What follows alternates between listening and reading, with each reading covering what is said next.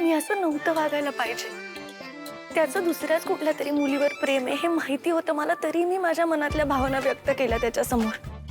त्याला काय वाटत असेल माझ्याबद्दल? इतक्या वर्षांची मैत्री आहे आमची. बरं तिला काय वाटत असेल?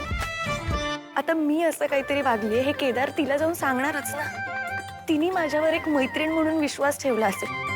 तिला काय वाटेल की बघा ह्या मुलीने मैत्रीतल्या सगळ्या मर्यादा ओलांडल्या. असं कसं वागू शकते मी? काय करू तेच कळत नाहीये मला.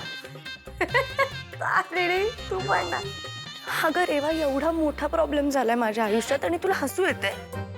मला वाटलं होतं तू तरी समजून घेशील मला.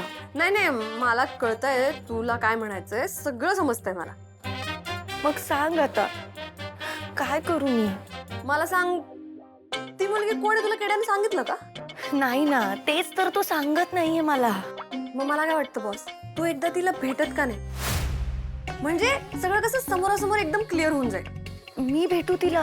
हो, एक काम कर, तू ना तिला भेट आणि एक असं छान गिफ्ट घेऊन जा.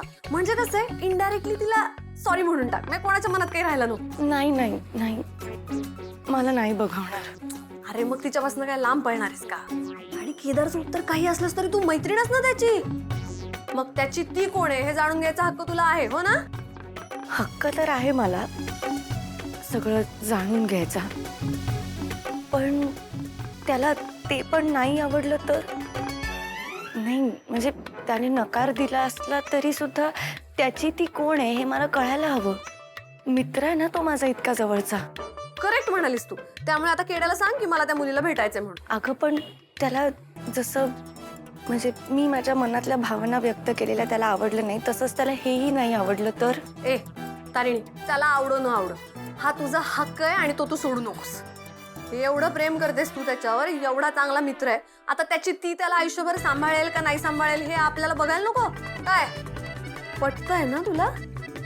हो पटतंय मला. म्हणजे एक मैत्रीण म्हणून ती मुलगी कोण आहे, कशी आहे हे मला कळायला हवं ना. आता जोपर्यंत तो तिची भेट घालून देत नाही ना तोपर्यंत मी त्याची पाठ सोडणार नाहीये. व्हेरी गुड, असंच कर. आणि गेलीस ना की मला फोटो पाठव. मध्ये तू थांब, एकीकडे केड्या आणि दुसरीकडे त्याची ती, म्हणजे राहुल, टीना आणि अंजली. थँक्यू, बरं झालं तू सांगितलंस मला. आता जोपर्यंत केडीची ती कोण आहे हे मला कळत नाही ना तोपर्यंत मी शांत नाही बसणार. येस, सोडू नकोस त्याला. All the best. Thank you, bye bye. केड्या, चांगलाच हुशार निघालास रे. माझ्या मैत्रिणीची मजा घेतोस काय? कळतंय मला, सगळं कळतंय. पण काही म्हण, यावेळेस मी तारिणीच्या बाजूने. मी पण बघते कसा तू पकडला जात नाहीस ते. नाही तुला तिच्या समोर जाऊन तिच्या डोळ्यात डोळे घालून आय लव्ह यू म्हणायला लावलं ना तर मी पण नावाची रेवा नाही.